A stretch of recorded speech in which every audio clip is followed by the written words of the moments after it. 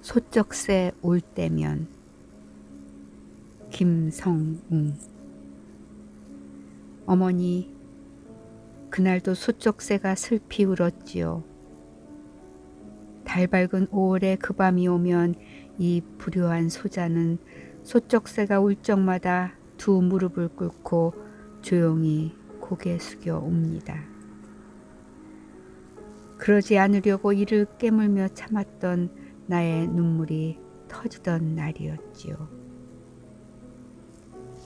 어린 중학생이 새벽 6시에 일어나 400여 부의 신문을 배달하고 나면 그것도 아침 8시까지는 끝내야 하는 고된 일에 나이 어린 13살 소년의 몸으로는 너무 힘이 들었습니다.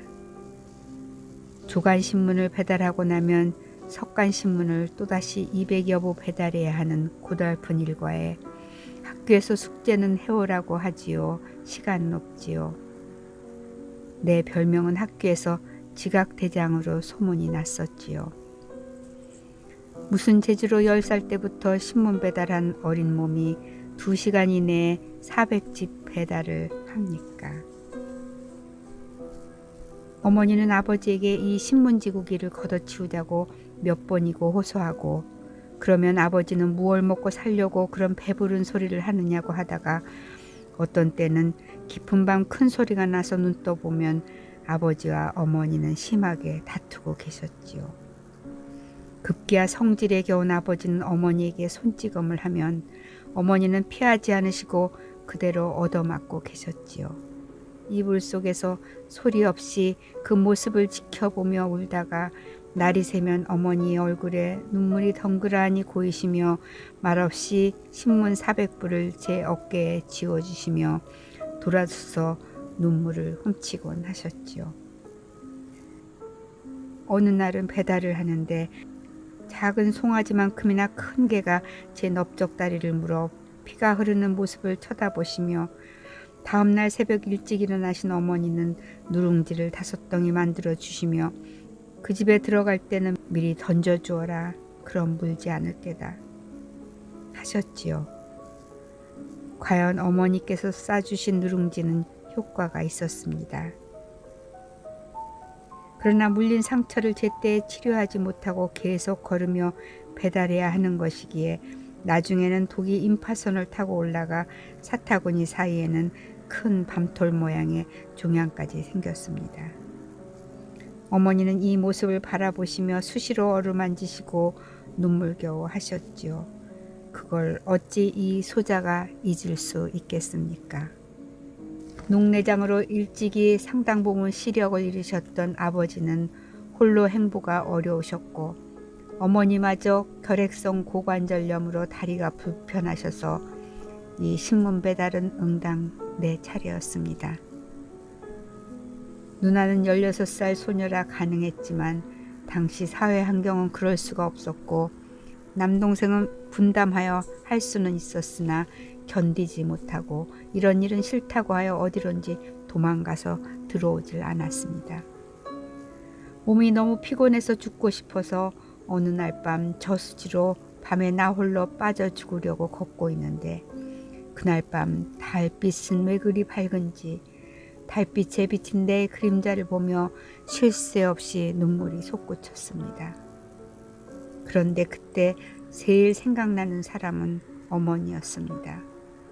누나도 싫어하고 동생도 집을 나가버리고 아버지는 날이 어두면 혼자 걷지를 못합니다. 이런 생각에 나도 모르게 엉엉 울면서 저수지로 달빛 아래 보이는 오솔길을 따라 걷고 있었습니다. 이때도 어김없이 소쩍새가 울었습니다. 먼 산에서 아련히 들려오는 소쩍궁 소쩍궁. 밤이 깊어가니 작은 소리까지 크게 들리는데 어디서 차르르 차르르 소리가 들려 옆을 보니 저만치 떨어진 거리에서 낯익은 걸음걸이가 보입니다. 보통 달밤의 그림자는 반듯하게 움직이며 오는데 이 그림자는 흔들흔들거리며 다가옵니다. 아, 어머니, 그 아픈 다리로 꽤나 더 먼 길 저수지로 가는 길을 아들의 뒤를 쫓아오신 것입니다. 어머니, 나는 어머니의 몸빼자락을 붙잡고 한없이 울었습니다. 그때 어머니께서 말씀하셨습니다. 너는 집으로 가거라. 내가 죽는 게 낫다. 부모 노릇도 못하는데 살아서 못하랴. 다리가 아파서 쩔룩거리면서도 어머니의 힘은 도대체 어디서 난 것인지 뿌리치고 저수지로 향하는 내 두 다리를 부여잡고 놓지를 않습니다. 우리 모자가는 그렇게 한참을 울었습니다. 네, 다시는 안 그럴게요. 어머니 용서하세요. 아가, 내 어찌 네 고생을 모르겠니? 네 아버지가 6.25 전쟁 때 공산군에게 얻어맞아 생사를 헤맬 때 우리가 어떻게 살았니? 너는 날마다 개똥을 주워오고 엄마는 그걸 볶아서 차를 만들어 아버지가 마시고 살아나셨을 때도 너는 들판으로 다니며 그것을 주워왔지 않니? 아버지가 왜 8시간이나 어깨가 깨지고 무릎이 탈골되도록 맞았겠니? 교회 장로라서 그런 것 아니냐? 그랬던 네가 오늘 저수지로 향하는 걸 보고 난 너와 운명을 같이 하고 싶었단다. 어머니는 그렇게 이 생명을 살리셨습니다. 힘들고 고생스럽다고 죽어야 하겠다는 나를 한마디 말씀. 내가 왜 네 고생을 모르겠니? 하시며 달빛이 온 천지 우리 모자 위를 비치던 밤 함께 껴안고 울던 어머니의 눈물을 제가 어찌 잊겠습니까?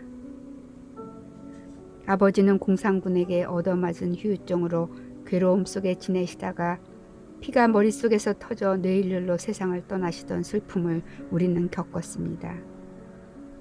어머니는 떠나가신 아버지를 그리워하시며 새벽녘에야 잠이 드시는 모습을 저는 아직도 눈에 선하게 기억합니다. 생과 사를 가르는 아픔처럼 이 세상에 큰 게 또 어디 있을까요? 좀처럼 듣기 어려웠는데 오늘 저는 소쩍새 울음소리를 듣습니다. 예쁜 얼굴, 고운 모양으로 시집와서 한 세상을 나에게 바친 잠든 아내의 얼굴 위로 어머니 모습이 오버랩됩니다. 그리고 한 가닥 기쁨을 발견합니다. 천국에서 주님 모시고 보고픈 남편이신 아버지 곁에 계셔서 행복하시지요. 달빛 아래 저수지 사건 이후 어머니, 저는 다시는 그런 허약한 생각을 하지 않고 여기까지 걸어왔습니다. 어머니, 어머니, 영원히 부르다가 영원히 간직할 나의 사랑 어머니, 그 이름. 오늘도 소쩍새가 옵니다. 어머니, 이제는 자야겠습니다. 어머니도 굿나잇.